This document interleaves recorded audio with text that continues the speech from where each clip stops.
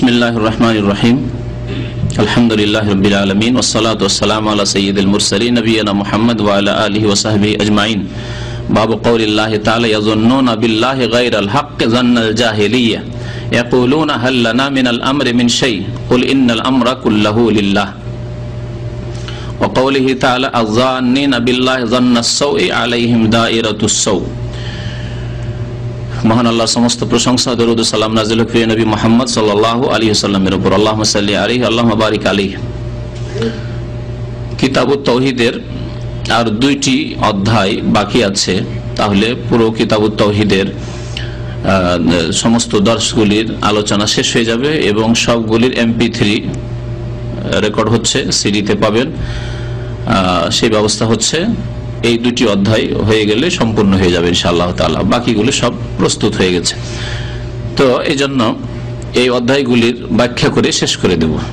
কিতাবুত তাওহীদ এমন একটি গুরুত্বপূর্ণ কিতাব যে সারা বিশ্বে যেসব শিরক এবং বিদআত রয়েছে সেগুলি সম্পর্কে ভালো জ্ঞানের জন্য এই কিতাবে যে কোরআনী আয়াতগুলি এবং নবী সাল্লাল্লাহু আলাইহি ওয়াসাল্লামের হাদিস, সাহাবায়ে কেরামের আসার, রিওয়ায়াত বর্ণনা এবং আইম্মায়ে কেরামদের উক্তি রয়েছে, এছাড়া আর কিছু নেই।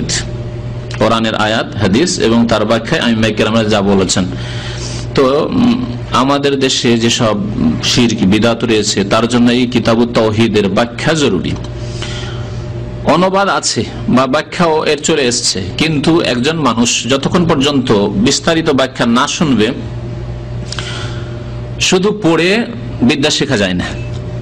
নিজে পড়ে যদি বিদ্যা শেখা যেত তাহলে ওস্তাদের প্রয়োজন হতো না, শিক্ষকের প্রয়োজন হতো না, মুআল্লিমের প্রয়োজন হতো না, মাদ্রাসা, স্কুল, কলেজ, ইউনিভার্সিটি, জামিয়া, এসবের ইসলামী প্রতিষ্ঠান এসবের প্রয়োজন হতো না, কিন্তু এটা জরুরি। সুতরাং সেই ব্যাখ্যাগুলি যদি এখানে ভালো করে শোনেন অথবা যে রেকর্ড হচ্ছে সেগুলি শোনেন এবং তার সাথে কিতাবটি পড়েন, তো আপনার জন্য পুরো ক্লিয়ার হয়ে যাবে। আর এটি খুব পরীক্ষিত জিনিস, নিজে পরীক্ষা করে দেখবেন। আপনি কিতাবটা পড়েন, ওর হয়তো 4 আনা 6 আনা বুঝলেন, পুরোপুরি বুঝতে পারলেন না কিতাবটা পড়ে, ওর ব্যাখ্যা পড়ে, কিন্তু ওর সাথে যখন ব্যাখ্যাটা শুনবেন আর দুটোকে মিলাবেন তখন পুরোপুরি আপনি বিষয়টিকে উপলব্ধি করতে পারছেন।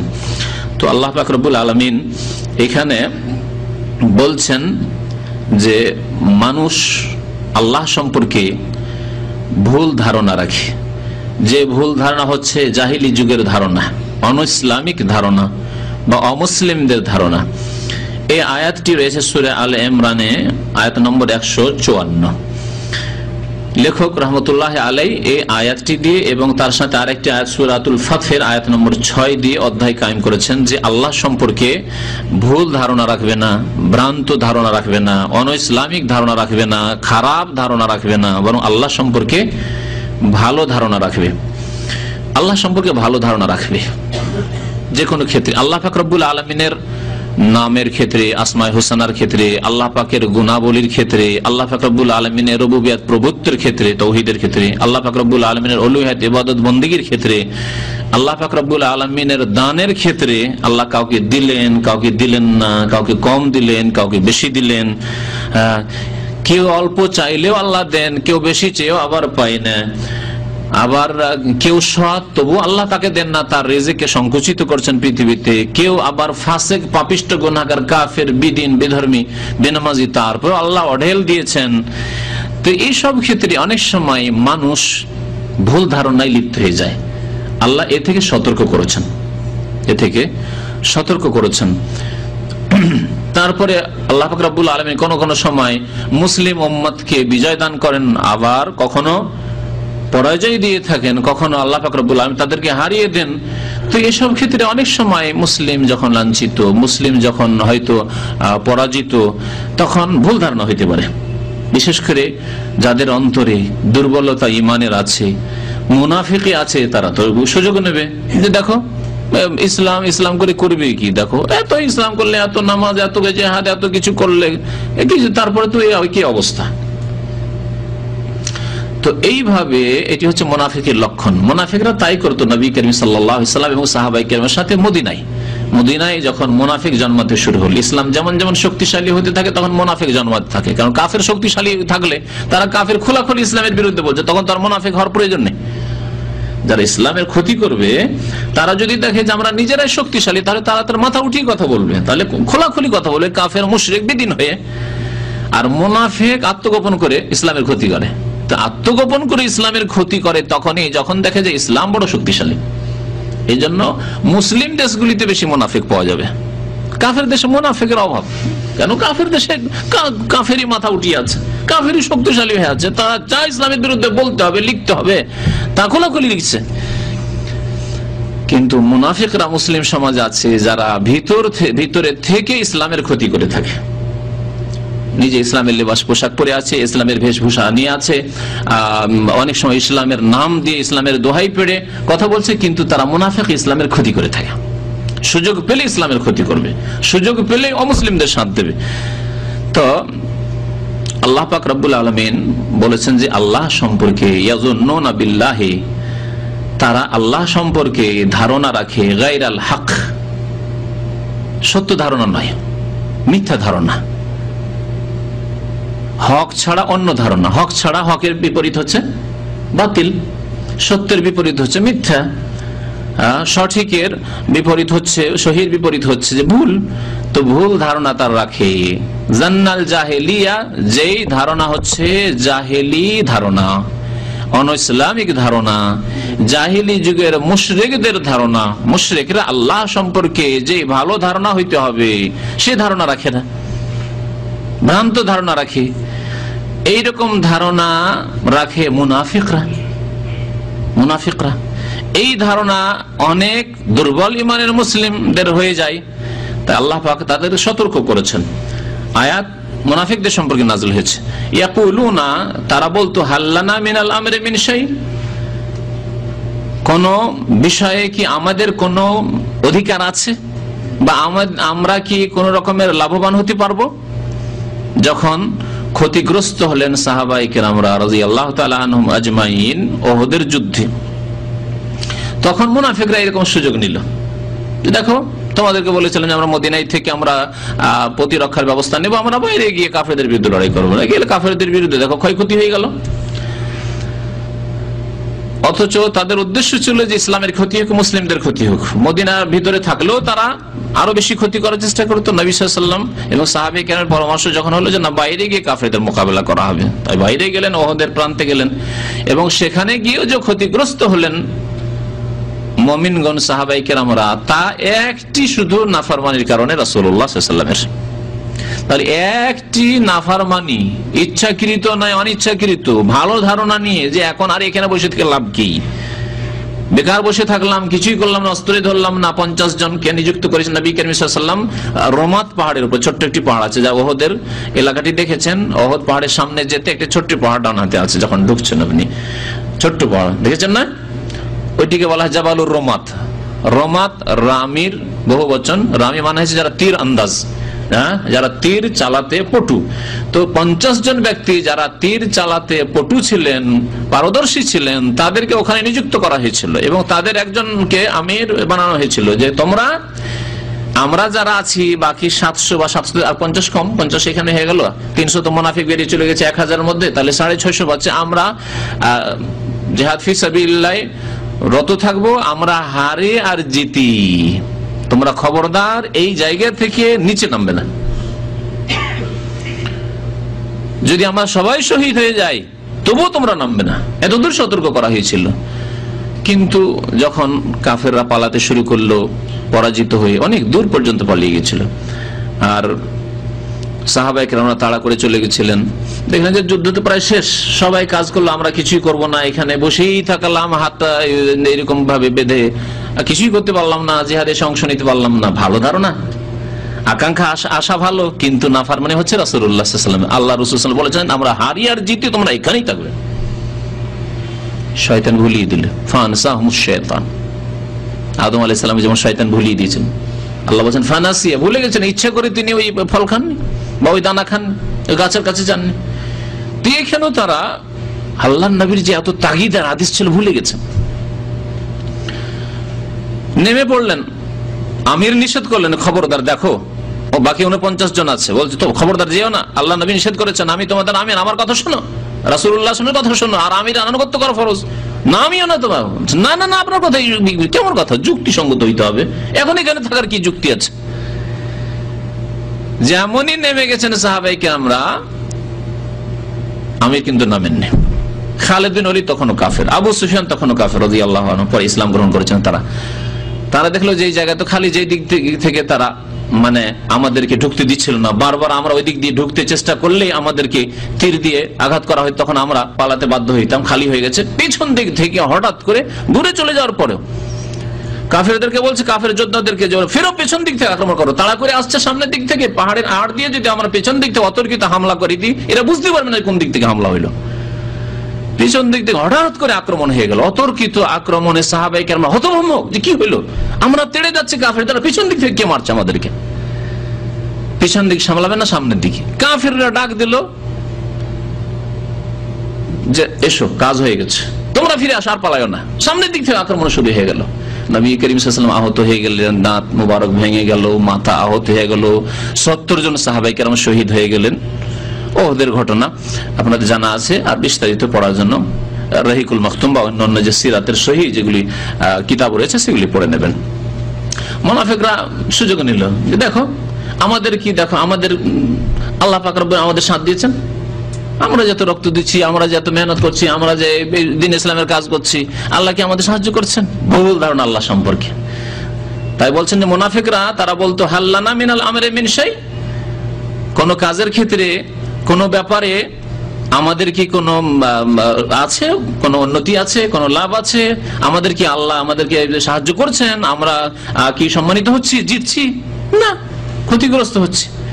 আল্লাহ বলেন কুল, হে নবী আপনি তাদেরকে জানেন, ইন্নাল আমরা কুল্লাহু লিল্লাহ। তারপর মুনাফিকরা যদি বিভ্রান্ত করতে থাকে, কিছু দুর্বল ইমানের মানুষ থাকতে পারে যাদেরকে বিভ্রান্ত করে দিতে পারে, তাদের ইমানকে দুর্বল করে দিতে পারে, মনোবল ভেঙে দিতে পারে। আল্লাহ বলেন ইন্নাল আমরা কুল্লাহু লিল্লাহ, সমস্ত কাজের কর্মের ভাগ্য নির্ধারণের মালিক একমাত্র আল্লাহ পাক। সমস্ত আমরের মালিক, আদেশ নিষেধের মালিক, উন্নতি অবনতির মালিক আল্লাহ। ইন্নাল আমরা কুল্লাহু লিল্লাহ। আল্লাহ ভালো জানেন যে কোনখানে তোমাদের আল্লাহ হারিয়ে দেবেন, কোনখানে জিতিয়ে দেবেন, কোনখানে তোমাদের ক্ষতিগ্রস্ত হলে উপকার আছে, সেখানেই তোমাদের শিক্ষা আছে। সেখানে আর জিন্দেগিতে কোনোদিন নবী সাল্লাল্লাহু আলাইহি ওয়াসাল্লামের নাফরমানি করবে না সাহাবীরা। আর উম্মত কিয়ামত পর্যন্ত যদি তাদের অন্তরে ঈমান থাকে, তাহলে এখান থেকে শিক্ষা নেবে যে আল্লাহ রাসূল সাল্লাল্লাহু আলাইহি ওয়াসাল্লামের সাহাবায়ে কেরাম যারা সবচেয়ে বড় আল্লাহর ওলি, আহলে সুন্নাত ওয়াল জামাতের এই আকীদা বিশ্বাস রয়েছে, অকাট্য বিশ্বাস।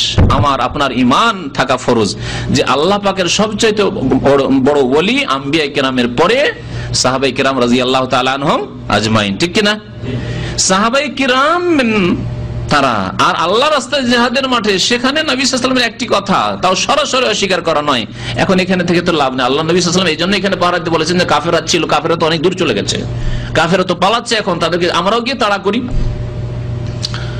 এই যুক্তিতে তারা নবী সাল্লাল্লাহু আলাইহি ওয়াসাল্লামের একটি কথা ছেড়ে দিয়েছিলেন, কথার প্রতি আমল ছেড়ে দিয়েছেন। তাতেই যদি এই মুসিবত আসতে পারে, তাহলে প্রতিদিন যারা 10টি 20টি 50টি নাফরমানি করতে আছে, ফজর নামাজ পড়তে যায়নি, জামাতে নামাজ পড়েনি, পড়লেও ঘরেই পড়েছে, রাত্রে ফিল্ম দেখে শুয়েছে, তাস খেলে, জুয়া খেলে, কত মিথ্যা কথা দিনে বলছে, কত হারাম কাজ করছে, শিরক বিদআত করছে,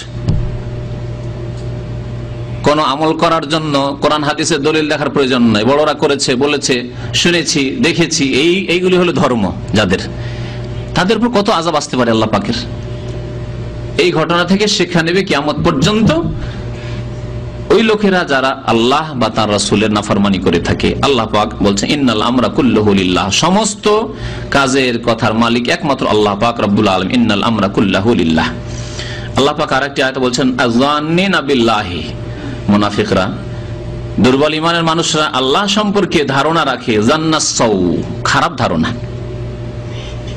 ওখানে জান্নাল জাহিলিয়া, জাহিলি যুগের অনইসলামিক ধারণা, কাফেরদের ধারণা, মুশরিকদের ধারণা, মুনাফিকদের ধারণা, জাহিলি যুগের অনইসলামিক ধারণা আল্লাহ সম্পর্কে হচ্ছে সেটি খারাপ ধারণা, যা সূরা ফাতিহা বলা হয়েছে জান্নাস সাউ, খারাপ ধারণা, ভ্রান্ত ধারণা।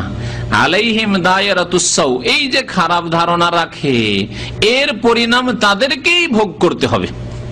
আলাইহিম দায়রাতুস সাউ, তাদেরকে এর শাস্তি পেতে হবে। তাহলে আল্লাহ সম্পর্কে কেউ যদি ভালো ধারণা না রাখে, খারাপ ধারণা রাখে, তো আল্লাহর কোনো ক্ষয়ক্ষতি হবে না, দ্বীনের কোনো ক্ষয়ক্ষতি হবে না। ক্ষয়ক্ষতি হবে মুসলিম উম্মার, মুসলিম জাতির, মুসলিম ভাইদের, এবং তাদেরকে এর অশুভ পরিণাম দেখতে হবে দুনিয়াতে এবং আখিরাতে।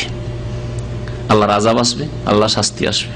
উদাহরণস্বরূপ দুয়ার ক্ষেত্রে নেন, নবী করিম সাল্লাল্লাহু আলাইহি ওয়াসাল্লাম দুয়ার ক্ষেত্রে বলেছেন যে দেখো তুমি দোয়া করবে এবং আল্লাহ সম্পর্কে ভালো ধারণা রাখবে। উদউল্লাহ ওয়া আনতুম মুকিনুনা বিল ইজাবাহ, আল্লাহর কাছে দোয়া করো এবং আল্লাহর কাছে কবুল হওয়ার ইয়াকিনের ধারণা রাখো যে আল্লাহ কবুল করবেন।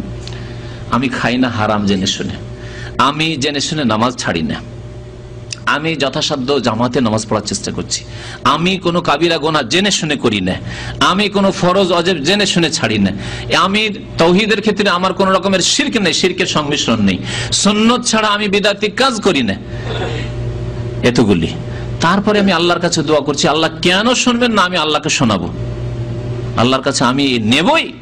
দোয়া করতে আছেন কিন্তু বিলম্ব হচ্ছে, 1 বছর, 2 বছর, 4 বছর, 5 বছর, যে কোনো দোয়া করেন। কেউ ছেলে মেয়ে চাইছেন, কেউ রোগের আরোগ্য আল্লাহর কাছে তলব করছেন, কেউ কোনো রিজিকের রাস্তা আল্লাহর কাছে খোলার দোয়া করছেন, রিজিকের রাস্তা নেই, বেকার সমস্যায় ভুগছেন, কাজকর্ম পাচ্ছেন না ইত্যাদি, চাকরি নেই, ব্যবসা নেই ইত্যাদি, বা পারিবারিক অশান্তিতে আছেন। আল্লাহ পাক রব্বুল আলামিন দোয়া কবুল করে বিলম্ব করছেন, আল্লাহর কাছে দোয়া করছেন, দোয়া কবুল হয় না। এখানে খারাপ ধারণা করলে হবে না যে আল্লাহ মনে হয় আমাকে অপদস্থ করে ছেড়ে দিয়েছে, আল্লাহ আমার কথা শুনতেই চায় না। আউযুবিল্লাহ। আল্লাহর কাছে দোয়া করা না করা বরাবর, এগুলো মুনাফিকি কথা, এগুলি কাফেরদের কথা, এগুলি দুর্বল ঈমানের কথা। আল্লাহ পাক আপনার দোয়া কবুল করেছেন না করেছেন তা আপনি জানেন না, এ গায়বে অদৃশ্য রয়েছে। নবী করিম সাল্লাল্লাহু আলাইহি ওয়াসাল্লাম বলেছেন যে কোনো বান্দা যদি শর্ত সাপেক্ষ দোয়া করে, শর্ত পূরণ করে দোয়া করে, তাহলে আল্লাহ হয় নগদ দেবেন, না হয় বিলম্ব দেবেন, বিলম্বে দেবেন। আর না হইলে তার উপর বড় বড় মুসিবত, বিপদ আপদ তকদিরে লিখনি ছিল, সেগুলিকে আল্লাহ দূরে করে দেবেন এই দোয়া কবুলের বিনিময়ে। চাইলেন ছেলে মেয়ে, আল্লাহ ছেলে মেয়ে দিলেন না। চাইলেন রিজিক, আল্লাহ রিজিক দিলেন না। চাইলেন ইলম বিদ্যা, হয়তো আল্লাহ পাক তেমন দিলেন না। চাইলেন যে আমার ছেলেগুলি বড় বড় জ্ঞানী হোক, ডাক্তার হোক, ইঞ্জিনিয়ার হোক, আল্লাহ দিলেন না। আলেম হোক, আল্লাহ দিলেন না। কিন্তু আপনার উপর বড় দুর্ঘটনা ছিল, অ্যাক্সিডেন্ট ছিল, পারিবারিক কোনো অশান্তি ছিল, ইত্যাদি ইত্যাদি, কোন জালেমের জুলুম ছিল, আল্লাহ পাক সেগুলিকে আপনার এই অন্য যে দোয়াগুলি ছিল সেই দোয়ার বিনিময়ে দূর করে দিলেন। কত রকমের বিপদ আপদ আপনার উপর ছিল, সেগুলি আল্লাহ দূর করে দিয়েছেন। যা গায়েবে অদৃশ্য ছিল, সেই অদৃশ্য গায়েবকে যদি আল্লাহ খুলে দিতেন তাহলে বুঝতে পারতেন আল্লাহ তোমার কাজে, প্রত্যেকটি কাজে হিকমত রয়েছে। সুতরাং দোয়া করার ক্ষেত্রে মুকিনুনা বিল ইজাবা, কবুল হওয়ার আশা রেখে দোয়া করতে হবে, আল্লাহ কবুল করবেন। তারপরে নবী সাল্লাল্লাহু আলাইহি ওয়াসাল্লাম আরেকটি হাদিসে বলেছেন যে আল্লাহ পাক ইরশাদ করেছেন হাদিসে কুদসি, আনা ইনদা জান্নে আবদি বি, আমি আমার বান্দার ভালো ধারণার সাথে আছি। আমার বান্দা আমার সম্পর্কে যদি ভালো ধারণা রাখে, তার এই ভালো ধারণার সাথে আছে। ভালো ধারণা, আল্লাহর কাছে দোয়া করলাম, আল্লাহ আমাকে খালি হাত ফেরাবেন না, দেবেন। আল্লাহ পাকের নবী সাল্লাল্লাহু আলাইহি সাল্লাম যে যে সময়গুলিতে দোয়া করতে বলেছেন সেই সময়গুলিকে আমি কাজে লাগাই, দোয়া করার চেষ্টা করি। শুক্রবারে আসর পর দোয়া করার চেষ্টা করি, জুমার খুতবা যখন শুরু হতে যাচ্ছে অথবা 2 খুতবার মাঝখানে সেই সময় একটু দোয়া করার চেষ্টা করি, আযান ইকামতের মাঝখানে দোয়া করার চেষ্টা করি, আমি সফরে দোয়া করার চেষ্টা করি, আমি রোজার অবস্থায় দোয়া করার চেষ্টা করি, আমি আমার মাতা পিতার কাছে দোয়া নেওয়ার চেষ্টা করি, আমি নেক লোক সৎ লোকদেরকে খাওয়াই, তাদের কাছ থেকে দোয়া নেওয়ার চেষ্টা করি। কতগুলি কথা বললাম। এগুলিকে যদি একজন মানুষ সামনে রাখে আর দোয়া করে, তাহলে আল্লাহ কি দোয়া শুনবেন না? অবশ্যই শুনবেন। আনা ইনদা জান্নে আবদি বি, আমার বান্দা আমার সাথে যেমন ধারণা রাখে, আমার সম্পর্কে যেমন ধারণা রাখে তেমন আমি করে থাকি, তার ধারণার সাথেই আছি। ফাইন জান্নাবি খায়রান, আমার সম্পর্কে ভালো ধারণা যদি রাখে যে আল্লাহ পাক আমাকে অসহায় ছেড়ে দেবেন না, আল্লাহ পাক আমাকে এইভাবে হালাক করে দেবেন না, আল্লাহ পাক চিরজীবন আমাকে এইরকম করে একেবারে অপরের দ্বারস্থ করে রাখবেন না, আল্লাহ পাক এইরকম আমাকে সবসময় অসুস্থ করে রাখবেন না। আল্লাহ পাক অসুস্থ আইয়ুব আলাইহিস সালামকে করেছেন কিন্তু বের করেছেন। আল্লাহ পাক সারা জীবন আমাকে এইরকম জেলে রেখে দেবেন না, যেমন ইউসুফ আলাইহিস সালামকে আল্লাহ জেলে পাঠিয়েছেন কিন্তু আল্লাহ আবার তার রহমতে বের করেছেন। আল্লাহ পাক রব্বুল আলামিন সবসময় আমাকে এরকম গুনাহগার করে রেখে দিবেন না। যেমন গুনাহগার অনেকে হয়েছে, আবার তওবা করেছে, আল্লাহ তাদের তওবা কবুল করেছেন। ফাতাওবা আলাইহি ওয়া হাদা, আদম আলাইহিস সালাম প্রথম পিতা, আমাদের পিতা, সবার পিতা, তওবা করেছেন, আল্লাহ কবুল করেছেন। এইভাবে ভালো ধারণা যদি আল্লাহ পাক সম্পর্কে রাখে, আল্লাহ তার সাথে অবশ্যই আছে। আর যদি আল্লাহ সম্পর্কে কেউ যদি ওয়াইন জান্না বিহি শাররান, খারাপ ধারণা রাখে, দোয়া করলাম, দেখে কত দোয়া করলাম, কিছুই পাই না, দোয়ার কিছু ফলই বুঝতে পারি না, আমাদের মতো তুচ্ছ লোকের দোয়া কি আল্লাহ শোনেন? খারাপ ধারণা এগুলি। আপনাকে কে বলছে যে তুচ্ছ হয়ে থাকেন? আপনি সৎ হওয়ার চেষ্টা করেন।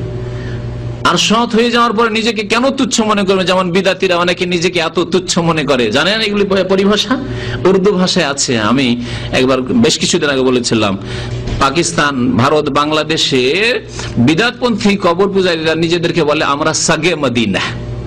হ্যাঁ, আলেম সাহেবের, হাফিজ সাহেবের বললেন, শুনেছেন? সাগ মানে কি বুঝেন? সাগ মানে কুত্তা, কুকুর, মদিনার কুকুর। তারা বলে তাদের বড় বড় পীরদের লাকাবে, টাইটেলে থাকে সাগে মদিনা। এত বড় পীর হওয়ার পরেও, এত বড় আলেম হুজুর হওয়ার পরে বলে সাগে মদিনা। ভাগ্যবান যে আমি মদিনার কুকুর, যদি মদিনার কুকুরও হইতো ভাগ্যবান। আউযুবিল্লাহ। আল্লাহ পাক বলছেন ওয়ালাকাদ কাররামনা বানি আদম, আদম সন্তান তোমাদেরকে সম্মানিত করেছি। লাকাদ খালাকনাল ইনসানা ফি আহসানি তাকওয়িম, ইনসানকে, মানুষকে আমি উত্তম অবয়বে কত সুন্দর করে তৈরি করেছি। কিন্তু তুমি যদি ইনসান মুমিন হয়ে থাকো তাহলে তো ভালো কথা, সেখানেই তুমি অবস্থান করবে। সুম্মা রাদাদনাহু আসফালা সাফিলিন, আর যদি তুমি নিজের ইনসানিয়াত থেকে, হিউম্যানিটি থেকে, নিজের মানবতা থেকে নিচে নেমে যাও, নিজের আল্লাহর ইবাদত বন্দেগী থেকে নিচে নেমে যাও, সরে যাও যদি, তাহলে তোমাকে একেবারে নিচু থেকে নিচু স্তরে নামিয়ে দেবো, জাহান্নামে নামিয়ে দেবো, কবর আযাবে নামিয়ে দেবো, দুনিয়াতেও লাঞ্ছিত করবো।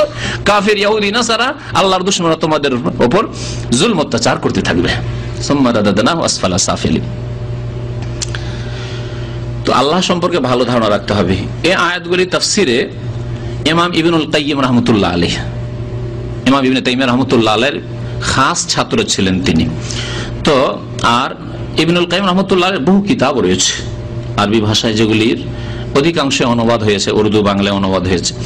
ইমাম ইবনুল কাইয়িম রাহমাতুল্লাহ আলাইহি বলছেন যে এই আয়াতগুলির তাফসিরে কি বলা হয়েছে, তাফসির কারগণ মানে মুফাসসিরিনগণ কি বলেছেন তা তিনি উল্লেখ করেছেন। কালা ইবনুল কাইয়িম ফিল আয়া, ইমাম ইবনুল কাইয়িম রাহমাতুল্লাহ আলাইহি এই আয়াতের তাফসিরে বলছেন, ফুসসিরা হাযা যান্নু বিআন্নাহু সুবহানাহু লা ইয়ানসুরু রাসূলাহু ওয়া আন্না আমরাহু সায়াজমাহিল্লু ওয়া ফুসসিরা বিআন্না মা আসাবাহু লাম ইয়াকুন বিকাদারিল্লাহি ওয়া হিকমাতিহি ওয়া ফুসসিরা বিইনকারিল হিকমা ওয়া ইনকারিল কদরি ওয়া ইনকার আন ইয়াতিম্মা আমরা রাসূলিহি ওয়া আন ইউযহিরাহু আল্লাহু আলা দ্দীনি কুল্লিহি। হাযা হুয়া যান্নুসু আল্লাযী যান্নাহুল মুনাফিকুনা ওয়াল মুশরিকুনা ফি সূরাতিল ফাতহ।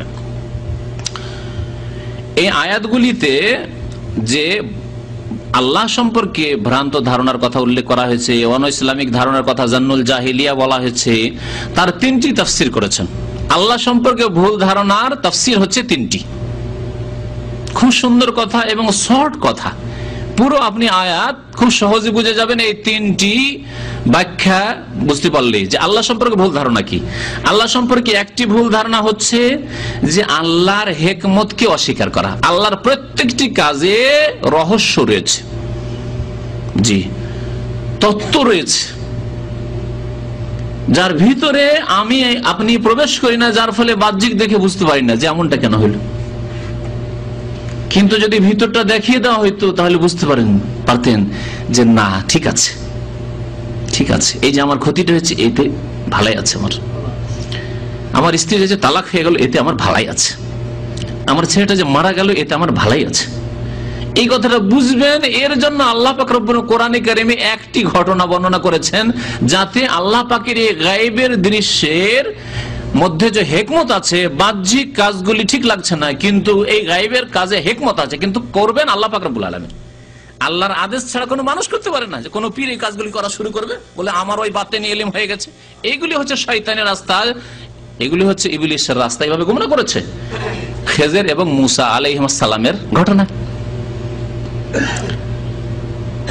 খেজর আলাইহিস সালামকে আল্লাহ পাক রব্বুল আলামিন তিনটি কথা জানিয়ে দিয়ে বলছেন মুসা আলাইহিস সালামকে গিয়ে তার সাথে নিয়ে তুমি এই সম্পর্কে এগুলি দেখাও। যাতে উনি বাহ্যিক দেখবেন যেগুলিতে আসলে ইসলামে জায়েজ নাই, কিন্তু তোমাকে ভিতরের রহস্য, আল্লাহ যে ভিতরে রহস্য রেখেছেন প্রত্যেকটি কাজের, সেগুলি তাকে এবং মুসলিম জাতিকে, সারা বিশ্বের মানুষকে বুঝিয়ে দেওয়ার জন্য এই দৃষ্টান্ত একটা রাখার জন্য আল্লাহ পাক রব্বুল আলামিন। কিন্তু তাই বলে এই নাই যে কোন পীর বাতেনি কাজ করা শুরু করবে আর বলবে যে হারাম কাজ করলাম। হ্যাঁ, মদ কি আপনাদের শুনিয়েছি না, মদে যায় নামাজ ডুবিয়ে যদি পীর নামাজ পড়তে বলে তবুও আপনি নামাজ পড়েন, হ্যাঁ তবুও নামাজ পড়ে, এতরাজ করবেন না পীর সাহেবের ওপর যে পীর সাহেব বাবা এমন অন্যায় কথা কেমন বলছেন যে মদ হারাম, আর এই হারাম নাপাক, আল্লাহ নাজিস বলেছেন, আর সেই নাপাক জিনিসে যায় নামাজ ডুবিয়ে ওতে নামাজ পড়বো, এতরাজ করবেন না। এগুলো হচ্ছে ভণ্ডামি, এগুলো হচ্ছে অনইসলামিক কথা। এর জন্য আর কোনো খেজুর আল্লাহ পয়দা করেননি। আল্লাহ পাকে দেখাবার জন্য কোরআনে কারিমে এই ঘটনা বয়ান করে দিয়েছেন যে আল্লাহ পাকের প্রত্যেকটা কাজে হিকমত রয়েছে, তত্ত্ব রয়েছে, রহস্য রয়েছে, যার প্রতি আপনাকে ঈমান রাখতে হবে যে আল্লাহ পাকের কোন কাজ পৃথিবীতে যা হচ্ছে তা হিকমত বিরোধী নয়, রহস্য বিরোধী নয়, অযৌক্তিক নয়। প্রত্যেকটি কাজ যা ঘটছে, যা হচ্ছে তাতে যুক্তি রয়েছে। দেখেন একটা নতুন স্টিমার জাহাজ দিলেন, ভেঙে দিলেন, তলা থেকে ছিদ্র করে দিলেন, বাহ্যিক কাজটি তো খারাপ লাগলো, মালিক অন্য, আর আপনাকে কে অধিকার দিল যে অপরের নতুন জাহাজটিকে, একটা গাড়িকে যদি কেউ ভেঙে দেয় তাহলে অন্যায় কাজ না বাহ্যিক? অবশ্যই অন্য কাজ, হারাম কাজ। আল্লাহ দেখিয়ে দিলেন যে এই কেন, যে সামনে এক জালেম রাজা আছে, ওখানে গেলেই যদি দেখে যে সুন্দর স্টিমার, সুন্দর পানি জাহাজ, তাহলে কেড়ে নেবে। এইরকম আমাদের কাজে অনেক সময় হয়। গত সপ্তাহে এক ভাই ওমরা গিয়েছে, রাস্তা থেকে তার গাড়ি থেকে নামিয়ে দিয়েছে, এসে চিৎকার ঝগড়া শুরু করে দিয়েছে, এমন মনে হচ্ছে মারামারি করে নেবে। যদি আল্লাহ না আমাকে না পৌঁছে দিত, এত চিৎকার চলছে যে মারামারি শুরু হয়ে যেতে পারে, দুই দিক থেকে চিৎকার শুরু হয়ে গেছে। আল্লাহর কি কাম, ওখানে আমি পৌঁছে গেছি, দুইজনকে বললাম আস্তে কথা বলেন, আপনি বুঝাবার আপনার কথা চেষ্টা করেন, ও আপনাকে বুঝাবার কথা চেষ্টা করছে। তারপরে আমি একটাই কথা শুধু বললাম যে আল্লাহ না করে এই বাসটি যাচ্ছে, রাস্তায় গিয়ে যদি মক্কা যাওয়ার আগে কোথাও অ্যাক্সিডেন্ট হয়ে যায় আর লোকগুলি মারা যায়, আর এই খবর পান, তো বলবেন আলহামদুলিল্লাহ, বলবেন না? বলবেন আলহামদুলিল্লাহ যে আল্লাহ আমাকে এখানে নামিয়ে দিয়েছিল, ড্রাইভার আমাকে ধাক্কা দিয়ে নামিয়ে দিয়েছে, আমি চলে এসেছি, সিট পাইনি বা যেতে পারিনি, গাড়ি পাইনি, আলহামদুলিল্লাহ, বাকিগুলো তো সব গেছে, বলবেন না? এই হচ্ছে আল্লাহর হিকমত যে আপনি গাড়ি পেলেন না, যেতে পারলেন না। আমার একদিন রাত 12টায় ফ্লাইট আছে দাম্মাম থেকে, আর বিকেল 3টা না 4টার সময় আমার এক ছেলে কয়েন্স খেয়ে ফেললো, আজকে থেকে 7 বছর আগে। সবকিছু ওকে, যেতে হবে আমাকে, যাবো দেশে, কয়েন্স খেয়ে ফেললো, সুবহানাল্লাহ। ওই যে পেরেশান হয়ে গেলাম, হাসপাতালে গেলাম, ম্যাটারনিটি ওই যে চাইল্ড হসপিটাল আছে সেখানে গেলাম, ওরা ভর্তি করে দিল। বের করতে পারলো, বললো যে না এখন এমন জায়গায় চলে বের করা যাবে না, ওটা বের হবে পায়খানার সাথে বের হবে, ভর্তি করে দিল। পরিবারকে হাসপাতালে রেখে এলাম, ওই অবস্থায় যাওয়া যায়? বাচ্চা হাসপাতালে, ক্যান্সেল করে দিলাম ফ্লাইট, সফরই ক্যান্সেল হয়ে গেল। ফ্লাইট যে ক্যান্সেল করলাম, পরে আমার মনটাই পাল্টে গেল যে যাক আর যাচ্ছে না, রিএন্ট্রি লেগে আছে, তখনকার রিএন্ট্রির উপরে ফাইন আছে, না গেলে চলে গেলাম বাহারাইনে গিয়ে বক্তব্য করে আসলাম। আমি এখন পর্যন্ত জানি না যে আল্লাহর কি হিকমত ছিল এই সফরে। হতে পারে যে কোনো বিপদ আপদ সামনে ছিল, আলহামদুলিল্লাহ আমার যাওয়া হলো না, দেশে গেলাম না। এটি হচ্ছে আল্লাহ সম্পর্কে ভালো ধারণা রাখা, আল্লাহ সম্পর্কে ভালো ধারণা রাখা যে আল্লাহর প্রত্যেকটি কাজে হিকমত আছে, সেখানে সন্তুষ্ট, আলহামদুলিল্লাহ যা ঘটেছে আলহামদুলিল্লাহ। আর ঘটেছে মারধর, ঝগড়া ইত্যাদি, কেন এরকম হলো, কেন এরকম করলো না, বা কেন আমার সফর হলো না, না, এটি হচ্ছে মুনাফিকের লক্ষণ, এটি হচ্ছে মুশরিকদের লক্ষণ, এটি হচ্ছে দুর্বল ইমানের মানুষের আচরণ। তো এই আয়াতগুলিতে বলা হয়েছে যে ভুল ধারণা আল্লাহ সম্পর্কে, ভ্রান্ত ধারণা, তার একটি হচ্ছে ভ্রান্ত ধারণা হিকমত, আল্লাহর কাজে হিকমতকে অস্বীকার করা। প্রত্যেকটা কাজে হিকমত আছে, ভালো হচ্ছে বাহ্যিক বা মন্দ হচ্ছে তাতে হিকমত আছে। 2 নম্বর হচ্ছে যে তকদিরকে অস্বীকার করা, আল্লাহ সম্পর্কে ভুল ধারণা রাখা। আল্লাহ পাক সবকিছুই জানেন বর্তমান, এবং তাই তার ইলমের ভিত্তিতে, তার মহাজ্ঞানের ভিত্তিতে তিনি লিখে রেখেছেন তকদির, লৌহে মাহফুজে আল্লাহ পাক মানুষের ভাগ্য লিখে রেখেছেন। তাহলে যারা তকদিরকে অস্বীকার করে, না না না আল্লাহ কেন লিখে রাখবেন, তাহলে আল্লাহকে অগ্রিম জানেন না আপনার মতোই? আপনি যেমন 1 মিনিট পরে কি হবে জানেন না, 5 মিনিট পরে কি হবে জানেন না, এখান থেকে যেতে পারবেন কিনা, দেশে যেতে পারবেন কিনা, জানেন না কালকে কি হবে, জানেন না, তো আল্লাহকে তাই মনে করছেন আপনি? আল্লাহকে মখলুকের মতো, সৃষ্টির মতো মনে করছেন? আল্লাহ পাক সবকিছুই জানেন এবং আপনার অগ্রিম রেজাল্ট লিখে রেখেছেন। তকদিরকে অস্বীকার করা আল্লাহ সম্পর্কে ভ্রান্ত ধারণার সামিল। তো জান্নাল জাহিলে, জাহিলি যুগের ধারণা, জান্নাত খারাপ ধারণার অন্তর্ভুক্ত হচ্ছে তকদিরকে অস্বীকার করা, তকদির সম্পর্কে সন্দিহান হওয়া। তকদিরে লেখা আছে, তাহলে কর্ম করে লাভ কি? এটি হচ্ছে জান্নাল জাহিলে, জাহিলি যুগের অনিসলামিক ধারণা। আপনাকে আপনার আমল সুন্দর করতে হবে, বাকি আপনার আমল প্রমাণ করবে যে আপনার তকদির ভালো, আপনার কর্ম প্রমাণ করবে যে আপনার তকদির ভালো। দুনিয়ার ক্ষেত্রে মানুষ তকদিরের হুজ্জত পেশ করে কর্ম ছেড়ে দেয় না, কর্মত্যাগী হয় না।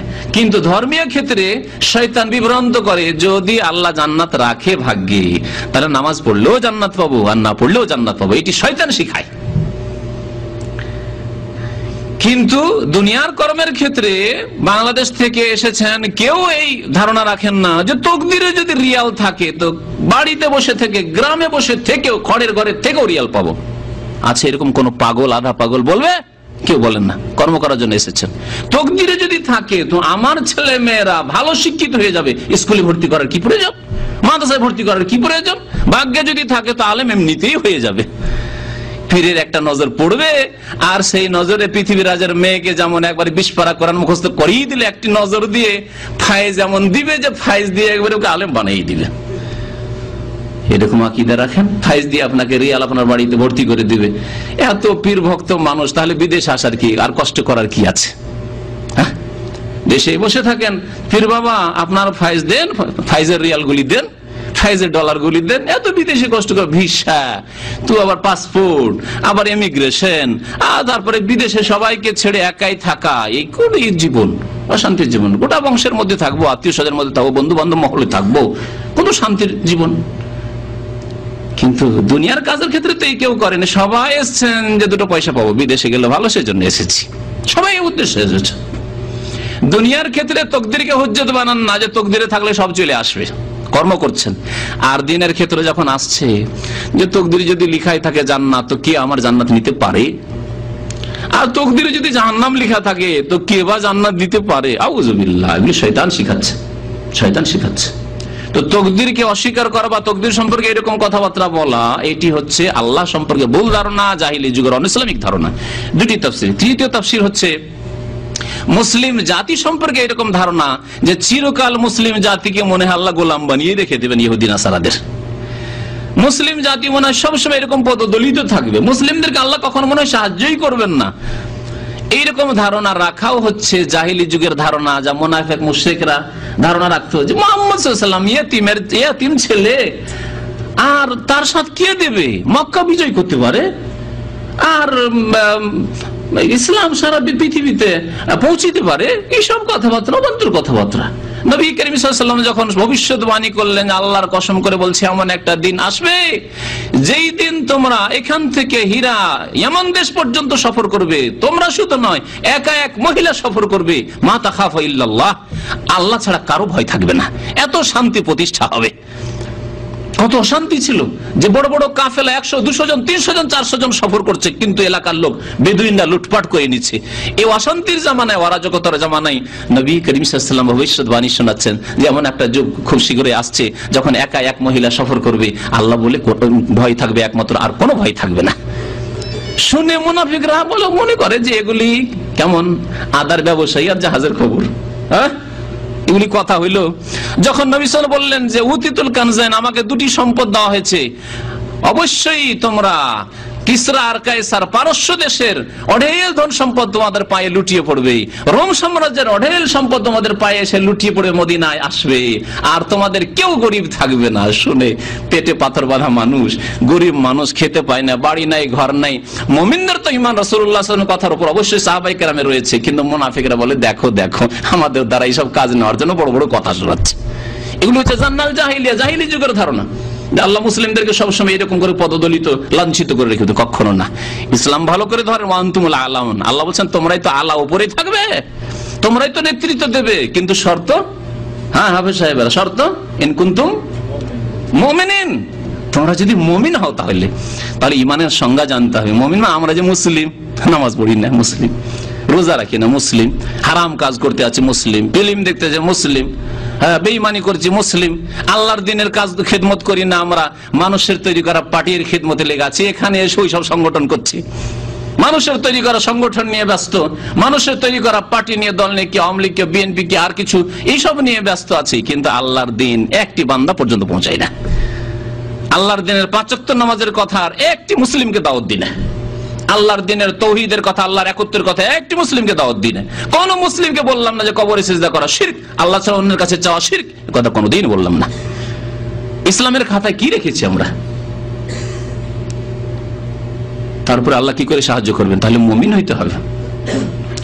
ইন তানসুরুল্লাহ ইয়ানসুরকুম, আল্লাহর দিনের সাহায্য করো, আল্লাহ তোমাদের সাহায্য করবেন। আল্লাহর দিনের খেদমতে লেগে যাও, আল্লাহ পাক তোমাদের, আল্লাহ উন্নতি দান করবেন, তোমাদেরকে নেতৃত্ব দেবেন।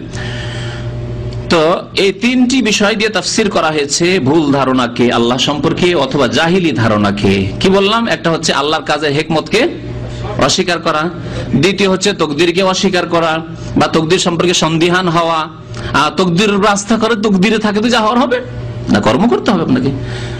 আর তৃতীয় হচ্ছে যে মুসলিম জাতিকে আল্লাহ সর্বদাই হয়তো অপদস্থ রাখবেন, এরকম লাঞ্ছিত রাখবেন, আর কাফের হয়তো আমাদের উপর জয়ী হয়ে থাকবে না, কখনো না, কখনো না। নবী করিম সাল্লাল্লাহু আলাইহি ওয়াসাল্লাম বহু ভবিষ্যৎবাণী আছে, এমন একটি যুগ আসবে যে সময় সারা পৃথিবীর প্রত্যেকটি কাঁচা বাড়িতে পাকা বাড়িতে, নবী সাল্লাল্লাহু আলাইহি ওয়াসাল্লাম বলেছেন, কাঁচা বাড়িতে পাকা বাড়িতে কি পৌঁছিবে? ইসলাম পৌঁছবে। ইল্লা আদখালাহুল্লাহু কালিমাতাল ইসলাম, ইসলামের কালিমা লা ইলাহা ইল্লাল্লাহ ঘরে ঘরে রুমে রুমে ঢুকে যাবে। আমার এই ঈমান আছে, এই ঈমান তৈরি করতে হবে। আজকে হয় না, 50 বছর পর হইতে পারে, 100 বছর পর হইতে পারে, 200 বছর পর হইতে পারে, 300 বছর পরে হইতে পারে, কিন্তু এমন একটা যুগ আসবে যে প্রত্যেকটি বাড়িতে কালেমা লা ইলাহা ইল্লাল্লাহ, লা ইলাহা ইল্লাল্লাহ পৌঁছে যাবে। আল্লাহ ছাড়া কারো ইবাদত হবে না, প্রত্যেকটি ঘরে নামাজ হবে, প্রত্যেকটি ঘরে ইবাদত বন্দেগী, রোজা হবে, সিয়াম হবে। জি, বেইজ্জে আজিজিন আও যুল্লে যালিলিন, হয় সসম্মানে ইসলাম কবুল করবে ইজ্জতের সাথে, আর না হইলে জিল্লতির সাথে লাঞ্ছিত হয়ে অপদস্থ হয়ে পরাস্ত হয়ে ইসলাম কবুল করবে। দুটোর একটি পথ অবশ্যই নিতে হবে, কিন্তু ইসলামের ছায়াতল অবশ্যই আসতে হবে। নবী করিম সাল্লাল্লাহু আলাইহি ওয়াসাল্লাম ভবিষ্যৎবাণী, আল্লাহ সব সময় এইরকম রাখবেন না, অবস্থা যা রেখেছেন। তিলকাল আইয়ামু নুদাবিলুহা বাইনান নাস, আল্লাহ পাক রব্বুল আলামিন এক জাতিকে কখনো উপরে উঠিয়ে থাকেন, আবার সেই জাতিকে আবার নামিয়ে দিয়ে থাকেন, আবার অন্য জাতিকে উঠিয়ে থাকেন। আল্লাহ পাক দীর্ঘ 1000 বছর ধরে নবী করিম সাল্লাল্লাহু আলাইহি ওয়াসাল্লামের জামানা থেকে শুরু করে 1000 বছর ধরে মুসলিম জাতিকে সব উপরে রেখেছিলেন। 1000 বছর ধরে, আপনাদের অবগতির জন্য বলছি, আরবি ভাষা ইন্টারন্যাশনাল ভাষা ছিল। আমরা আজকাল বাংলা বললেও একটা করে ঢুকাই ইংলিশ, কথাই কথায় প্রত্যেকটি বাক্যে বাক্যে, হ্যাঁ আমার এই ফেত আছে তা আমি সিওর, হ্যাঁ বলছি না, জেনুইন কথা। বাংলা সাথে ইংলিশ ঢোকা কি মনে করছি গৌরবের বিষয়। তারপরে উর্দু বলছি, কিন্তু উর্দুর সাথে ইংলিশ ঢুকা, ম্যাক্সিমাম ইংলিশ ঢুকানো, এটি গৌরবের বিষয় মনে করছি। এগুলি হচ্ছে মানসিক গোলামি, আল গাজুল ফিকরি আরবিতে বলা হয়েছে। মানসিক গোলামি, দৈহিক গোলামির সাথে সাথে ইংরেজদের মানসিক গোলামি মুসলিম উম্মাহ শুরু করেছে আরবি ভাষাই পর্যন্ত। হ্যাঁ, ওকে ওকে, আরবিতে কথা বলছে, আনাফিরো আনাফি, ওকে ওকে কি জিনিস আবার? এই যে গোলামি, এই যে গোলামি আমরা আমাদের জাতি আজকের জামানায় করছে। 1000 বছর ধরে কর্ডোবা ইউনিভার্সিটিতে, যখন স্পেনে, যার নাম ছিল আন্দোলুস, ইসলামিক নাম ছিল, সেখানে যখন খ্রিস্টানদের ছেলেরা মুসলিম ইউনিভার্সিটিতে পড়ার জন্য আসতো, মুসলিম ইউনিভার্সিটি তাদের কোনো শিক্ষা প্রতিষ্ঠান ছিল না, তাদের কোনো বিশ্ববিদ্যালয় ছিল না, যখন ওইখানে পড়াশোনার জন্য আসতো, তখন তাদের জীবনী, সেই যুগের ইতিহাস পড়ে দেখুন, তখন তারা তাদের ল্যাটিন ভাষায়, তাদের স্পেনি ভাষায়, তাদের পশ্চিমা ভাষাগুলিতে আরবি ঢুকানোকে ফখরের বিষয়, গৌরবের বিষয় মনে করত। যেমন আজকাল একজন বাঙালি বাংলা বলতে গিয়ে ইংলিশ বলাকে ফখরের বিষয় মনে করে, একজন উর্দু ভাষী হিন্দি ভাষী উর্দু হিন্দি বলতে গিয়ে উর্দুর সাথে ইংলিশ ঢুকাতে আরবি বলতে গিয়ে আরবি বলছে, ও ইংলিশ বেরিয়ে আসছে ওর মুখ দিয়ে, এটা গৌরবের বিষয় মনে করে। গোলামের জীবন যাপন করছি আমরা এই জাতি। ঠিক 1000 বছর ধরে তারা ওই রকম ছিল। তিলকাল আইয়ামু নুদাবিলুহা বাইনান নাস, এমন একটা যুগ আসবে, আপনারা যদি সবাই মুমিন হয়ে যান, সারা মুসলিম বিশ্ব যদি সত্যিকার মুমিন হয়ে যায়, ইসলামের খেদমতে, ইমানের খেদমতে, কোরআন সুন্নাহর খেদমতে লেগে যায়, তা আবার ওই অবস্থা ফিরে আসবে। বলছেন ইমাম ইবনুল কাইয়িম রাহমাতুল্লাহ আলাইহি, যে এই যে ধারণার কথা বলা হয়েছে আল্লাহ সম্পর্কে, এর ব্যাখ্যা করা হয়েছে যে আল্লাহ সুবহানাহু ওয়া তাআলা তার রাসূলের সাহায্য করবেন না, এই ভুল ধারণা। ওয়া আন্না আমরাহু সায়াজমাহিল্লু, আল্লাহ রাসূল সাল্লাল্লাহু আলাইহি ওয়াসাল্লামের যে মিশনটি রয়েছে সেটি মুছে যাবে, এই ধারণা। ওয়াফুসসিরা, এও তাফসীর করা হয়েছে বিআন্না মা সাবাহু লাম ইয়াকুন বিকাদারিল্লাহি ওয়া হিকমাতিহি, যা কিছু মুসলিম উম্মতের উপর এসেছে, বিপদ আপদ এসেছে, তা আল্লাহ পাকের তকদিরের ভিত্তিতে নয়, এবং অহিকমাতি, আল্লাহর এতে কোনো হিকমত নেই। কি যুক্তি আছে যে আমরা ক্ষতিগ্রস্ত হইলাম? কি যুক্তি আছে এত বিলম্ব? 13 বছর ধরে ইসলামের দাওয়াত হইতে থাকলো মক্কায়, কিন্তু গোপনে গোপনে নামাজ পড়তে এতদিন কেন বিলম্ব? এতে আবার কি যুক্তি আছে? এতে আবার কি হিকমত আছে? হুদাইবিয়ার সন্ধিতে সবগুলিতে হার মানতে হলো, এতেই বা কি যুক্তি আছে? হ্যাঁ, প্রত্যেকটিতে হিকমত আছে, যুক্তি আছে, এগুলিকে অস্বীকার করা। তাই তাফসীর করা হয়েছে বেনকারিল হিকমতে, কেউ যদি হিকমতকে অস্বীকার করে আল্লাহর কাজে, ওয়াইনকারুল কাদরে, তকদিরকে অস্বীকার করে, ওয়াইনকার এই কথাকে অস্বীকার করে, আইয়াতিম আমরা রাসূলিহি, রাসূলুল্লাহ সাল্লাল্লাহু আলাইহি ওয়াসাল্লামের মিশনকে আল্লাহ পূর্ণতা দান করবেন। ইউরিদুনা লিইউতফিউ নূর আল্লাহ বিআফওয়াহিম, তারা চায় যে আল্লাহর নূরকে ফু দিয়ে উড়িয়ে দেবে। ওয়াল্লাহু, এবং আল্লাহ পাক কি চান? মুতিম্মু নূরিহি, তার নূরকে, আলোকে সম্পূর্ণ করবেন, পূর্ণতা দান করবেন। ওয়ালাউ কারিহাল কাফির, যদিও কাফের বরদাস্ত করতে পারে না, এটা কাফের এটা চাই না, সে আপ্রাণ চেষ্টা করবে তারা মুছে দেওয়ার, কিন্তু পারবে না। আল্লাহু মুতিম্মু নূরিহি, আল্লাহ নিশ্চয়তা দান করেছেন। তো এইরকম ধারণা রাখা যে আল্লাহ পাক রব্বুল আলামিন যে রাসূলুল্লাহ সাল্লাল্লাহু আলাইহি ওয়াসাল্লাম মিশনকে পূর্ণতা দান করবে, এই কথাকে অস্বীকার করা বা সন্দেহ করা। ওয়া আন ইউযহিরাহুল্লাহু আলা দ্বীনি কুল্লি, সমস্ত মতবাদ, সমস্ত দ্বীন, সমস্ত ধর্মের উপর আল্লাহ পাক তার রাসূলের নিয়ে আসা দ্বীনকে, দ্বীন ইসলামকে জয়ী করবেন। হ্যাঁ, হুয়াল্লাযী আরসালা রাসূলাহু বিল হুদা ওয়া দীনিল হক লিইউযহিরাহু আলা দ্বীনি কুল্লি, আল্লাহ তো সেই সত্তার নাম যিনি তার রাসূলকে প্রেরণ করেছেন বিল হুদা, হিদায়াত নিয়ে, সঠিক পথের নির্দেশনা নিয়ে, ওয়া দীনিল হক, সত্য দিন, সত্য জীবন বিধান নিয়ে, লিইউযহিরাহু আলা দ্বীনি কুল্লি, যাতে করে সেই দিনকে সমস্ত মতবাদ, সমস্ত ইজম, সমস্ত দিন, সমস্ত ধর্মের উপর আল্লাহ পাক জয়ী করে দিতে চান। আল্লাহ জয়ী করতে চান, আপনি মেহনত করবেন তাহলে তো হবে, আপনি মেহনত করে আগে বেড়ে যাবেন, দাঁড়াবেন, তাহলে তো হবে। ওয়ালাউ কারিহাল মুশরিকুন। তো বলছেন যে ওয়াহাযা হুয়া জান্নুস, এটি হচ্ছে আল্লাহ সম্পর্কে খারাপ ধারণা। এই তিনটি ধারণা, আল্লাযী জান্নাহুল মুনাফিকুন, যে ধারণা ছিল মুনাফিকদের, ওয়াল মুশরিকুন, মুশরিকদের, ফি সূরাতিল ফাতহে, সূরা ফাতহে যে খারাপ ধারণার কথা উল্লেখ করা হয়েছে। ওয়া ইন্নামা কানা হাযা জান্নুস, এটি হচ্ছে খারাপ ধারণা, ভুল ধারণা। লিআন্নাহু জান্না গায়রা মা ইয়ালিকু বিহি সুবহানাহু, কারণ এই ধারণা এমন ধারণা যা আল্লাহ সুবহানাহু ওয়া তাআলা সম্পর্কে সমীচীন নয়, উচিত নয়।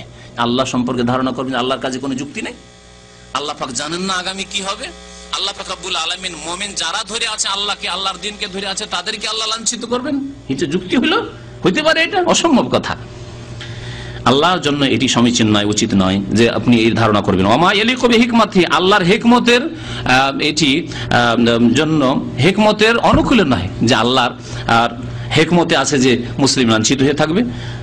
ওয়াহামদেহি, আল্লাহর প্রশংসা, আল্লাহর গুণগানের সাথে উচিত নয় যে এরকম হবে। ওয়াদাহি সাদেক, আল্লাহর যে সত্য ওয়াদা রয়েছে, প্রতিশ্রুতি রয়েছে, তার সাথেও এটি সমীচীন নয় যে আপনি এই ধারণা রাখবেন যে আল্লাহ ওয়াদা করেছেন, আবার ওয়াদা খেলাফি করে দেবেন।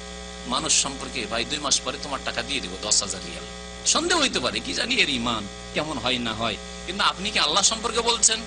আল্লাহ বলছে ইন্না লানানসুরু রাসূলানা ওয়াল্লাযিনা আমানু মাআহু, আমি আমার রাসূলগণের সাহায্য করব এবং তাদের সাথে যারা ঈমান নিয়ে এসেছে তাদের সাহায্য করব। আল্লাহ ওয়াদা করেছেন, ওয়াদাল্লাহুল্লাযিনা আমানু মিনকুম ওয়া আমিলুস সালিহাত, আল্লাহ মুমিনদের সাথে, সৎকর্মশীলদের সাথে আল্লাহ ওয়াদা করছেন কি লা ইস্তাখলিফান্নাহুম ফিল আরদ, পৃথিবীর খেলাফত, নেতৃত্ব তাদেরকে দিবে। কিন্তু নেতৃত্ব আজকে জাহিলি যুগের লোকদের সাথে কাছে কেন? এই জন্যই যে আল্লাহ শর্ত লাগে শেষখানে ইয়াবুদুনানি লা ইউশরিকুনা বিশাই, একমাত্র আমার ইবাদত করবে, আমার সাথে কাউকে শরীক করবে না। হাজার হাজার মাজারে সিজদা করবে, আজমিরে গিয়ে সেজদা করবে, আর বলে ভারতে আমরা ইসলাম কায়েম করব, করতে হবে। শাহজালালে সেজদা করে, আটরশিদ গিয়ে সেজদা করবে, আর বলে বাংলাদেশ ইসলাম কায়েম করব। কোথা থেকে ইসলাম কায়েম হবে?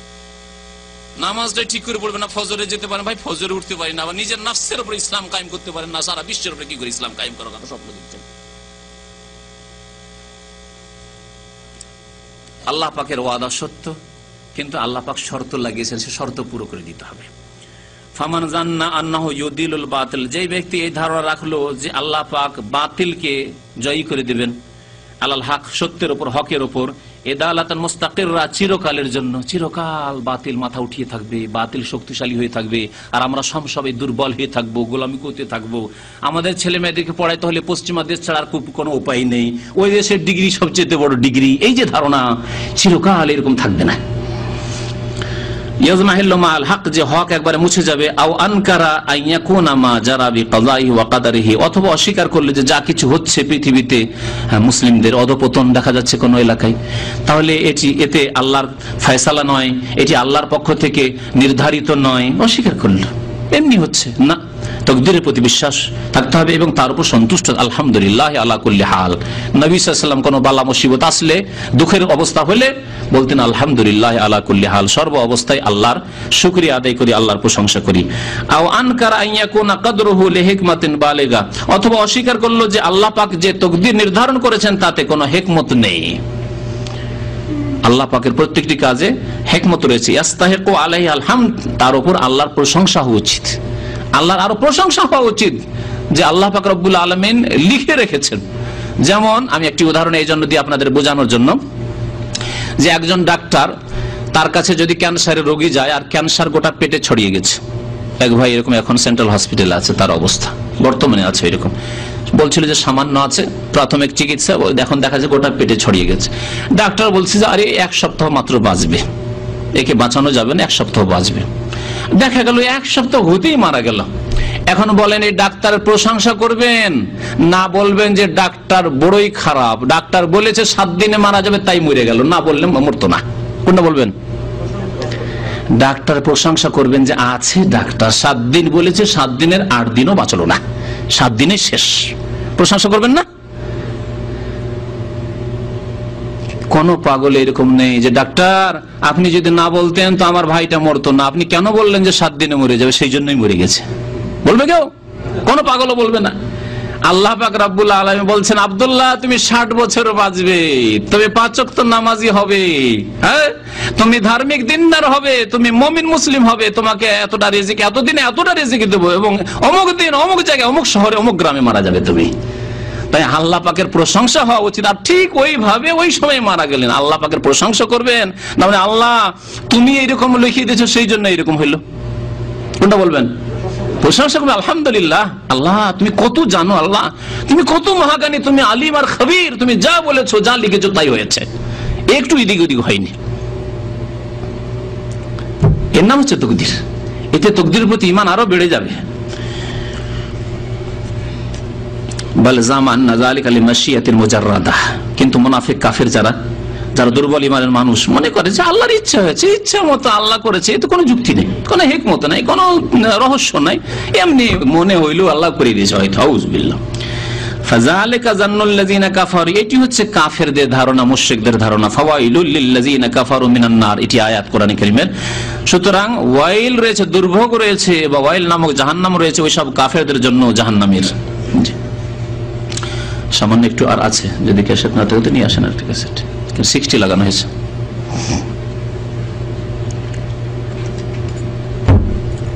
ওকে 5-7 মিনিট চলবে। চাবি ওর কাছে, চাবি ওর কাছে, শেষ করে দিচ্ছি। ওয়া আকসারুন নাসি ইয়াযুন্নুনা বিল্লাহি যান্নাস সাউ, বলছেন লেখক অধিকাংশ মানুষ আল্লাহ সম্পর্কে ভ্রান্ত ধারণা রাখে, ভালো ধারণা রাখে না, সঠিক ধারণা রাখে না।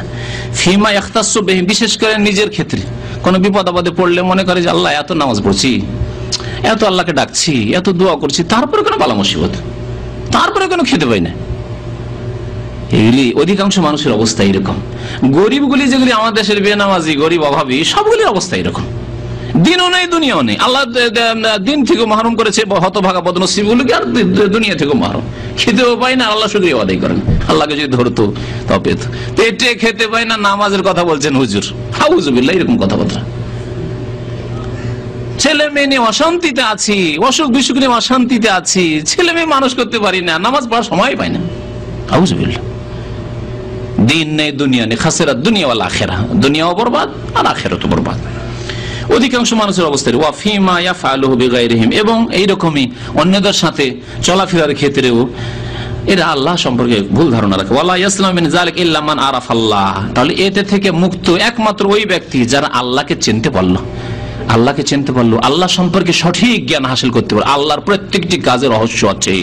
আল্লাহ পাক রব্বুল আলামিন কোন বান্দা থেকে গাফেল নয়। আমি খেতে পাচ্ছি না, আল্লাহকে খবর আছে, আল্লাহ খবর রাখেন। কেন আজকে খেতে পাইনি আল্লাহ ভালো জানেন। আমার চাকরি নেই, আল্লাহ ভালো খবর রাখেন। আলা ইয়ালামু মান খালাকা, আল্লাহ বলছেন সূরা মুলকে, যিনি সৃষ্টি করেছেন সৃষ্টি সম্পর্কে খোঁজ রাখেন না? যে আপনার বাড়িতে 6টা ছেলে আছে, 8টা ছেলে আছে, হ্যাঁ 10টা মানুষ আছে, আপনার বোন আছে বিধবা, তালাক প্রাপ্তা, তাদেরকে দেখাশোনা করতে খোঁজ রাখেন না আল্লাহ পাক রব্বুল আলামিন? আপনার ইনকাম 2000 টাকা, আর ছেলে মেয়ে 10টা 20টা, তাদের ভরণ পোষণ আপনাকে করতে হয়, খোঁজ খবর আল্লাহকে নেই? আল্লাহ ইয়ালামু মান খালাকা ওয়া হুয়াল লাতিফুল খাবীর, আল্লাহ সূক্ষ্ম খবর রাখেন, সবকিছুর আল্লাহ পাক খবর রাখেন। এইরকম আল্লাহ সম্পর্কে ভালো ধারণা, আল্লাহ ওয়াকিফাল। তবে আল্লাহর কাছে তারপরও দরখাস্ত করে যেতে হবে, আল্লাহর কাছে চেয়ে যেতে হবে। আল্লাহ সম্পর্কে যে ব্যক্তি জ্ঞান হাসিল করলো, আসমা আল্লাহর নাম সম্পর্কে জ্ঞান হাসিল করলো, আল্লাহর গুণাবলী সিফাত সম্পর্কে জ্ঞান হাসিল করলো, আল্লাহ রহমান, আল্লাহ রাহিম, আল্লাহর নাম রাজ্জাক, আল্লাহ রিজিক দাতা, আল্লাহ খালেক, আল্লাহ মালিক, সুতরাং আল্লাহ আমার মালিক, আল্লাহ আমার রিজিক দিবেন।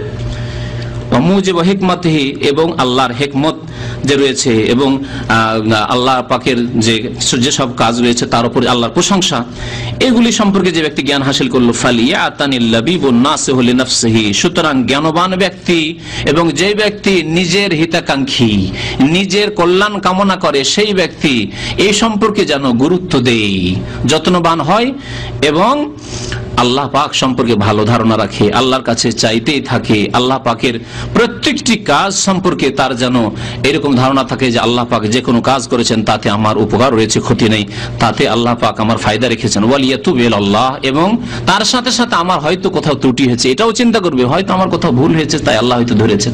আমি ভালো মানুষ, কেন জেলে আসলাম? আমি ভালো মানুষ, এত কষ্ট কেন পাচ্ছি? তাহলে আমার কোনো অন্যায় আছে, 20 বছর আগের কোনো অন্যায় আছে, 30 বছর আগের কোনো অন্যায় আছে, আমার কোনো পারিবারিক ক্ষেত্রে কোনো অন্যায় আছে নাকি, আমি কোন সমাজের গ্রামের কোন মানুষের জুলুম অত্যাচার করে এসেছি নাকি, ইত্যাদি ইত্যাদি নিজের আত্মসমালোচনা করবে, দেখবে, আল্লাহর কাছে তওবা করবে, ওয়ালিয়াতুবু ইলাল্লাহ ওয়ালিয়াস্তাগফিরহু, আল্লাহর কাছে মাগফিরাত তলব করবে, মার্জনা কামনা করবে, মিন জান্নাহি বিরাব্বি জান্নাসু, আল্লাহ সম্পর্কে কোনো খারাপ ধারণা ভুল ধারণা যদি হয়ে থাকে তাহলে তা থেকে, ওয়ালাউ ফাত্তাশতা মান ফাত্তাশতা লা রাআইতা ইনদাহু তাআন্নুতান আলাল কদরি ওয়া মালামাতাল্লাহ, দেখবেন আপনি অনেক লোকের ভালো করে যদি খোঁজ নিয়ে দেখেন, নামাজ পড়ে হয়তো ধর্মকর্ম করে, দিনের কাজ করে, তারপরে গভীরে গিয়ে যদি খোঁজ খবর নিয়ে দেখেন তো দেখবেন তকদির সম্পর্কে হয়তো ভুল ধারণা আছে, আল্লাহর পক্ষ থেকে যে লিখনি আছে, ভাগ্য নির্ধারণ আছে, সে সম্পর্কে হয়তো তার ভুল ধারণা আছে। তকদিরে যখন বালা মুসিবত আসে তখন হয়তো হাহুতাশ করা শুরু করে, আক্ষেপ করা শুরু করে, বেশি আল্লাহ নিয়ামত দিয়ে দিলে হয়তো পাপে লিপ্ত হয়ে যায়। লোক ভালো ছিল, নামাজি ছিল, যেমনই অনেক পয়সা হয়ে যখন পাপ করা শুরু করেছে। লোক ভালো মানুষ ছিল, কিন্তু সুখে ছিল তখন খুব ভালো মানুষ ছিল, আর যেমন অভাব হয়েছে তখন নামাজ রোজা ছেড়ে দিয়েছে। তাহলে এইরকম বহু মানুষ পাবেন তকদির সম্পর্কে তাদের মধ্যে হয়তো বাড়াবাড়ি রয়েছে, এবং অনেক সময় তিরস্কার করে, নিজেকে তিরস্কার করে, অথবা আল্লাহ রাব্বুল আলামিনের তকদির সম্পর্কে আল্লাহ তিরস্কার করে, যে আমার এই কেন হইলো, এটা কেন হইলো, এরকম কেন আল্লাহ করলো, ওয়ান্নাহু কানা ইয়ামবাগি আন ইয়াকুনা কাযা ওয়া কাযা, এবং মনে করে যে উচিত ছিল এইরকম হওয়া, এইরকম হওয়া, আমার এরকম হওয়া উচিত ছিল, আমি এত চেষ্টা করলাম, এত বিদেশ আসার চেষ্টা করলাম, এত কাজের চেষ্টা করলাম, এত কাজ শিখে আসলাম, এত সতর্ক গাড়ি চালালাম, তারপরও কেন অ্যাক্সিডেন্ট হইলো, ইত্যাদি ইত্যাদি। ফামুস্তাকিল্লুন মুস্তাকসির, কিছু লোক আছে যাদের অল্প অল্প ইলম রয়েছে, কিছু লোক আছে বেশি আছে, বা কিছু লোক আছে অল্পই ভুল করে থাকে, কিছু লোক আছে বেশি ভুল করে থাকে। ওয়াফাত্তিশ নাফসাকা, হে আল্লাহর বান্দা, হে মুমিন, তুমি নিজের নফসের সন্ধান করো যে নিজের অবস্থা কেমন, আমার ইমানের অবস্থা কেমন, আল্লাহর তকদিরের প্রতি আমার ইমান কেমন, আল্লাহর হিকমতের উপর কেমন ইমান, আল্লাহ পাকের গুণাবলী নাম সম্পর্কে আমার ইমান কেমন, হাল আনতা সালেম, এবং তোমার মধ্যে ভালো ধারণা রয়েছে আল্লাহ সম্পর্কে না ভুল ধারণা রয়েছে, তুমি কি মুক্ত কিনা এসব ভুল ধারণা থেকে, খারাপ ধারণা থেকে। ফাইন তানজু মিনহা তানজু মিন জি আজিমাতিন, যদি তুমি এই ভুল ধারণা, জাহিলি যুগের অনইসলামিক ধারণা থেকে তুমি মুক্তি পেয়ে যাও, তাহলে খুব বড় গুনাহ থেকে তুমি মুক্তি পেয়ে গেলে। ওয়াইল্লা ফাইন্নী লা ইখালুকা নাজিয়ান, আর না হলে কবি বলছেন যে আমার ধারণা যে তুমি মুক্তি পাবে না যদি আল্লাহ সম্পর্কে খারাপ ধারণা থাকে, আল্লাহর তকদির সম্পর্কে ভুল ধারণা থাকে, আল্লাহর হিকমতকে যদি অস্বীকার করো, যদি মনে করে যেন মুসলিম জাতি এরকমই সারা জীবন অসহায় অবস্থায় থাকবে, এরকম ধারণা, নিরাশ হয়ে যাও, আল্লাহর রহমত থেকে নিরাশ হয়, এটি কাফের আচরণ। আল্লাহ পাক বলেছেন ইন্নাহু লা ইয়াইআসু মির রাউহিল্লাহ ইল্লাল কওমুল কাফিরুন, কাফেররাই আল্লাহর রহমত থেকে নিরাশ বঞ্চিত। মুসলিম কোনদিন আল্লাহর রহমত থেকে নিরাশ হয় না, আজকে হয়নি, আগামীতে হবে। আমার জামানায় যদি আল্লাহ আমাকে না দেখায়, আমার ছেলে মেয়েরা দেখবে। আমার যুগে যদি বাইতুল মুকাদ্দাসের নামাজ না পড়তে পারি ফিলিস্তিনে গিয়ে, আমার ছেলে মেয়েরা পড়বে, আমার ছেলে মেয়েরা না পারে আমার ছেলের ছেলেরা পড়বে। আগামীতে 100 বছরে হবে, 200 বছরে হবে, আল্লাহ পাক দেবেন। আমরা যদি আল্লাহর দিনের দিকে ফিরে আসি, আমার মুসলিম ভাইয়েরা যদি আল্লাহর দিকে ফিরে আসে, আল্লাহর দিনের দিকে ফিরে আসে, যেমন মক্কাতুল মুকাররমে গিয়ে আল্লাহর ঘরে কাবায় নামাজ পড়ছি, মদিনায় গিয়ে মসজিদে নববীতে যেমন নামাজ পড়ছি, আল্লাহ পাক আমাদেরকেও তৌফিক দেবেন যে মসজিদ আকসাতে গিয়ে নামাজ পড়তে পারবো। আল্লাহ যেন আমাদেরকে তৌফিক দান করেন। আল্লাহ পাক যেন মুসলিম জাতিকে সম্মানিত করেন, মুসলিম জাতিকে মুসলিম মুমিন হওয়ার যেন তৌফিক দান করেন। আল্লাহ পাক রব্বুল আলামিন আমাদেরকে খাঁটি মুমিন হওয়ার তৌফিক দান করেন। আমাদেরকে আল্লাহ সম্পর্কে, তার দ্বীন সম্পর্কে, তার তাকদীর সম্পর্কে, তার হিকমত সম্পর্কে ভুল ধারণা থেকে আল্লাহ বাঁচিয়ে রাখেন। জাহিলি যুগের আচার আচরণ থেকে আল্লাহ পাক আমাদেরকে বাঁচিয়ে রাখেন। আমিন। সাল্লাল্লাহু আলা নবিয়িনা মুহাম্মদ ওয়া আলা আলিহি ওয়া সাহবিহি আজমাইন।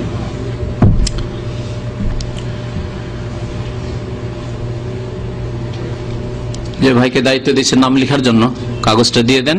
যে ভাইরা ভলেন্টিয়ার হতে চান রমজান মাসের ইফতার ক্যাম্পে, তারা নাম লিখবেন। ইফতার ক্যাম্পে ভলেন্টিয়ার হওয়ার জন্য বিকেল 4:30 থেকে নিয়ে মাগরিব পর্যন্ত, বিকেল 4:30 থেকে মাগরিব পর্যন্ত যেসব ভাইরা সময় দিতে পারবেন, ইসলামিক সেন্টারের পক্ষ থেকে যে ইফতার ক্যাম্প হচ্ছে দাম্মাম জাওয়াজাতের পেছনে, কয়েক বছর থেকে হচ্ছে, প্রায় 10 বছর হয়ে গেছে।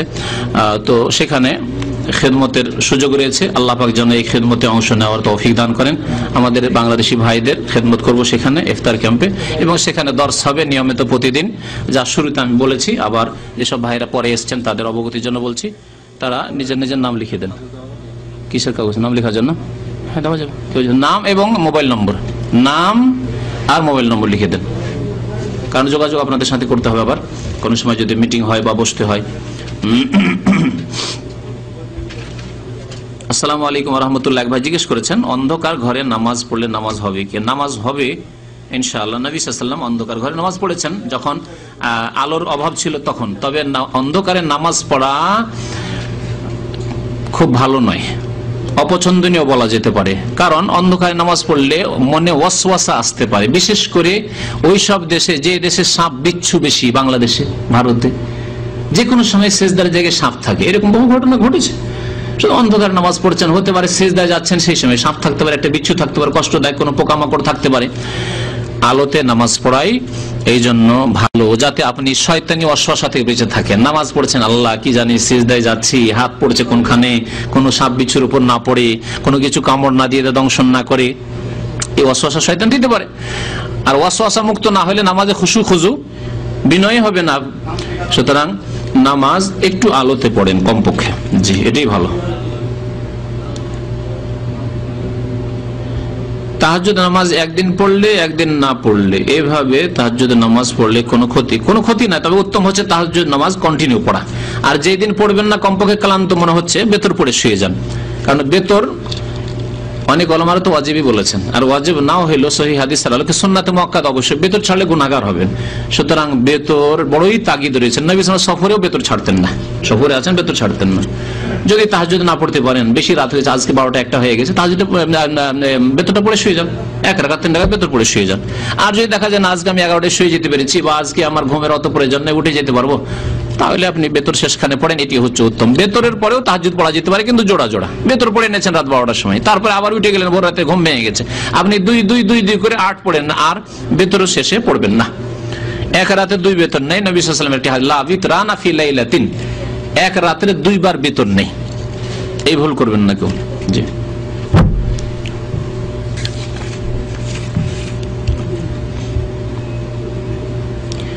আমার প্রশ্ন হলো শরীয়ত এবং মারিফত কি?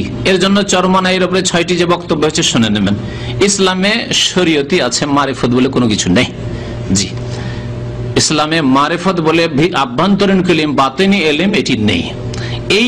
এই রাস্তা দিয়ে শয়তান কিন্তু বিভ্রান্ত করেছে মুসলিম জাতিকে, অসংখ্য মানুষ গুমরাহ হয়ে গেছে এই রাস্তা দিয়ে। আর এই বাতিনি ইলমের ধারণা এসছে শিয়াদের থেকে। এখনো সিরিয়ায়, পাকিস্তানে বাতিনি ফিরকা আছে, জর্ডনে বাতিনি ফিরকা আছে, যে ফিরকাগুলির নাম, ইরাকে আছে বাতিনি ফিরকা, যেগুলো ইসমাইলি, ভারতের বোম্বাই আছে আগাখানি, বোহরা, তারপরে দুরুজ, নোসাইরি, এগুলি সব বাতিনি ফিরকা। ওরা বলে কোরআনের একটা বাহ্যিক অর্থ আছে, একটা আভ্যন্তরীণ অর্থ আছে। এই বাতিনি মতবাদটি ওদের থেকে শিয়া, এই বাতিনি ফিরকা থেকে নিয়ে এরা বেরেলভি নিয়েছে, তাসাউফলারা সুফিবাদ, বেরেলভি কি দেওবন্দি ভাইদের মধ্যে ওই যে তাসাউফ ঢুকেছে, আর ওখানে গিয়ে পদস্খলন ঘটেছে, যে বিভ্রান্তির শিকার হয়েছে। আল্লাহ পাক সবাইকে বুঝান এবং হেদায়েত হওয়ার তৌফিক যেন দান করেন। আমার উদ্দেশ্য হচ্ছে মানুষকে সতর্ক করা। প্রয়োজন হয়তো নাম বলতে হচ্ছে এই জন্য যে সুফিবাদে ওরা জড়িয়ে পড়েছে সেই জন্য, কিন্তু সুফিবাদ আল্লাহকে পাওয়ার রাস্তা না, এটি বিদাতি রাস্তা। আল্লাহকে পাওয়ার রাস্তা হচ্ছে ফরজ কাজ করেন, ওয়াজিব করেন, সুন্নত করেন, মুস্তাহাব করেন, বেশি বেশি নফল কাজ করেন। আচ্ছা, হারাম থেকে বাঁচেন, নাজায়েজ থেকে বাঁচেন, মাকরুহ অপছন্দনীয় কাজ থেকে বাঁচেন, আর একেবারে সন্দেহের কাজ থেকে বাঁচেন। দেখলেন, শুনলেন না? এটি হচ্ছে, আপনি শুধু ফরজ ওয়াজিব করার উপরে যথেষ্ট না, আপনি শুধু হারাম থেকে বাঁচেন এমন না, যেগুলো সন্দেহের কাজ, এখানে সন্দেহ, সেটাতেও বাঁচেন আপনি। আমি সন্দেহের ঊর্ধ্বে, নফল বেশি বেশি ইবাদত বন্দেগী করেন, আল্লাহর নৈকট্য লাভ করবেন। কিন্তু এই যে সুফিবাদ, পীর মুরিদিবাদ, এই বাদে মানুষকে গোমরাহ করেছে, যাতে ইসলামকে দুই ভাগে ভাগ করে শরীয়ত আর মারিফাত। ইমাম আবু হানিফা রাহমাতুল্লাহ আলাইহি থেকে প্রমাণ করেন যে শরীয়ত আর মারিফাত দুটো ভাগ ছিল, আছে কোন ফিকহের কিতাব, কোন তার লিখাতে? ইমাম শাফি, মালিক, আহমদ থেকে নাই। পরবর্তীকালে এই বিদআত, সুফিবাদের বিদআত তৈরি হয়েছে।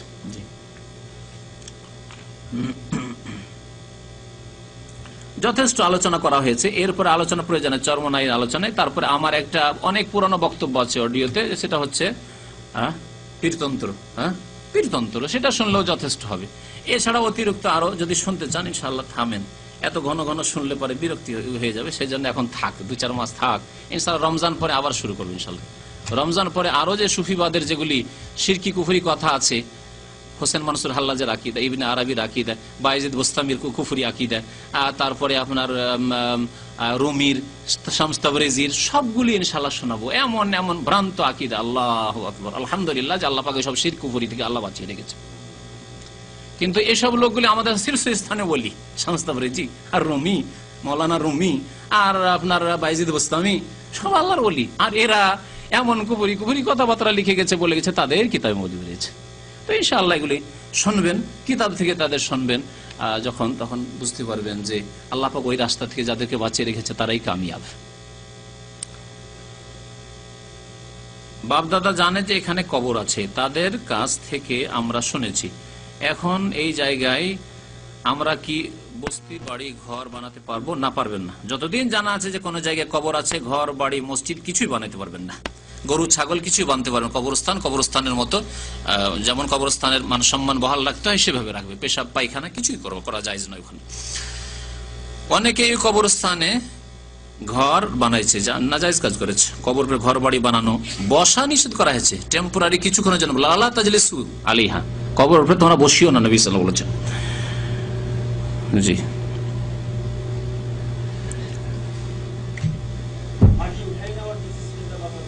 কি মাটি উঠিয়ে না, না এরকম করা যাবে না। তবে যদি যদি মসজিদে হয়, মসজিদ আগের ছিল আর মসজিদের মধ্যে কবর দেওয়া গেছে, তাহলে কবরটা নাজায়েজ। মসজিদ আপন জায়গায় ঠিক আছে, মসজিদ হচ্ছে আসল, সুতরাং ওখান থেকে কবর উঠিয়ে কবরস্থানে দাফন করে দেবে যা হাড়হাড্ডি আছে। আর হাড়হাড্ডি সাধারণত 30 বছর থাকে, 30 থেকে 33 বছর, তারপরে হাড়হাড্ডি থাকে না, এটাই আমার জানা। যারা বেশি সায়েন্সের চাইতে বেশি জানেন তারা আরো বেশি হয়তো বলতে পারবেন। আর 30-40 বছরের কবর হলে কিছুই পাবেন না এর মধ্যে, কবরের মধ্যে না, জেনে শুনে করা যাবে না, জেনে শুনে করা যাবে না। তবে যদি জানা না থাকে, প্রত্যেক জায়গায় হয়তো কবর আছে কিন্তু কি জানা নেই। নূহ আলাইহিস সালামের জামানার লোকের কোথায় কবর আছে কেমন করে বলতে পারবেন, তাই না? 2000, 4000, 5000 বছর আগের লোকের কবর আছে, কোথায় কবর জানা আছে? কিছু জানা নেই। সুতরাং যেখানে জানা নাই সেখানে অসুবিধা নেই, কিন্তু জানা সত্ত্বেও কবর বাড়ি ঘর তৈরি করা যাবে না, মসজিদ তৈরি করা যাবে না। মসজিদ তৈরি করলে নামাজ হবে না।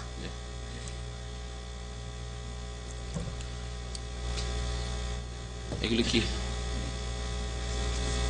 আচ্ছা আচ্ছা, টেলিফোন নম্বর সব লিখে দিয়েছেন? আচ্ছা, খাবার নিয়ে আসুন, খাবার নিয়ে আসুন। আচ্ছা, রাতে সারি। আর বেশি লম্বা করব না, আজকে থেকে ইনশাআল্লাহ 2:30টার মধ্যে চেষ্টা করব। বিশেষ বিশেষ যেগুলি আলোচনা সেগুলো একটু লম্বা হয়ে যাচ্ছে। আপনাদের কিছু প্রশ্ন থাকলে তার উত্তর দেবো, না হলে 2:30টার মধ্যে ইনশাআল্লাহ, 1:15 থেকে নিয়ে 2:30টার মধ্যে শেষ। 1:15 এখানে 1টার মধ্যে আমরা পৌঁছার চেষ্টা করি। 1:15 শুরু যদি হয়, আচ্ছা যদি একটু লেট হয়ে গেছে তাহলে 2:30টার মধ্যে ইনশাআল্লাহ শেষ হয়ে যাবে। অনেক ভাইরা কাতিফ থেকে আসেন, যারা 4টায় ডিউটি আছে, দূর দূর থেকে আসেন, আল্লাহ হয়তো ডিউটি আছে, অসুবিধা নেই, ডিউটিতে আপনার হাজির হতে পারেন। অনেক ভাই মসজিদ থেকে আসেন, তারা আড়াইটায় যদি এখান থেকে বেরোন ইনশাআল্লাহ মসজিদ পেয়ে যাবেন, এখন সময় আছে। এগুলোর ইতিহাস পড়াশোনা করে বলা ভালো হবে। অনেকেই আছে তাদের প্রথম ব্যক্তি কে এই বাতে নিয়ে ইয়ে করেছে। প্রথম তো শুরু হয়ে গেছিল আলী রাদিয়াল্লাহু জামানায়, যে আব্দুল্লাহ বিন সাবা ইয়াহুদি, সেই ইয়াহুদি যখন মতবাদ পেশ করলো যে আলীর মধ্যে উলুহিয়াত রয়েছে, প্রভুত্ব রয়েছে, এখান থেকে শুরু তাদের প্রথম ব্যক্তি ইহুদি কিন্তু। আর তারপর ধীরে ধীরে ওদের মধ্যে অনেকে জন্মেছে। বোহরাদের আলাদা নেতা আছে, আগাখানিদের আলাদা আছে, বুঝতে পারছেন, আলাদা আলাদা। ওরা যে সবগুলি বাতিনি কিন্তু এতগুলি ফিরকা হয়েছে, তাদের প্রত্যেকের এক একটা করে ইমাম আছে। আইম্মাতুল কুফুরির ইমাম আছে তাদের, যেমন আইম্মাতুল মুসলিমিন আছে আমাদের, তেমন কুফুরিদের কাফেরের ইমাম আছে তাদের। তো এইসব ইতিহাস আর ওইসব ইতিহাস চাইতে আমাদের পজিটিভ পড়া বেশি জরুরি। শুধু এতটুকু জানা যথেষ্ট যে বোহরা, আগাখানি, দুরুজ, নসাইরি, ইসনা আশারি বা এমামিয়া, এইসব যতগুলি আছে সেগুলি সব গুমরা পথভ্রষ্ট ফিরকা। বেরেলভি, সুফিবাদ, নকশবন্দি, চিস্তি, কাদরি, শাহরওয়ার্দি, মুজাদ্দি, এসব তরিকায় না গিয়ে তরিকায় মুহাম্মাদের উপর থাকেন, কোরআন সুন্নাহকে মজবুত করে ধরেন, সহজ রাস্তা, খুব সহজে সাধারণ মানুষ চলার চেষ্টা করেন এবং ইতিবাচক যে কোরআন হাদিসের আমাদের জ্ঞান নেই সেগুলি বেশি বেশি শেখার চেষ্টা করেন। বলছেন এক ভাই বেকার আছেন, কাজ নেই। বেকার না ইনশাল্লাহ, যে ব্যক্তি নামাজ রোজা করে সে বেকার নাই, এই কথা বলবেন না করেছেন। ভাই আমি বেকার আছি এই কথা শরীয়তে ঠিক না। আলহামদুলিল্লাহ, যে ব্যক্তি নামাজ রোজা হজ জাকাত করছে, আলহামদুলিল্লাহ 5 ওয়াক্ত নামাজ পড়ে, সে বেকার নয়। আলহামদুলিল্লাহ, মুমিন বেকার নয় কখনো। কাফের বেকার, যে জাহান্নামে যাবে মরলেই। আমি কেন বেকার? হ্যাঁ, কি বলবেন সেটা কি বলতে পারেন যে আমার কাজ নেই।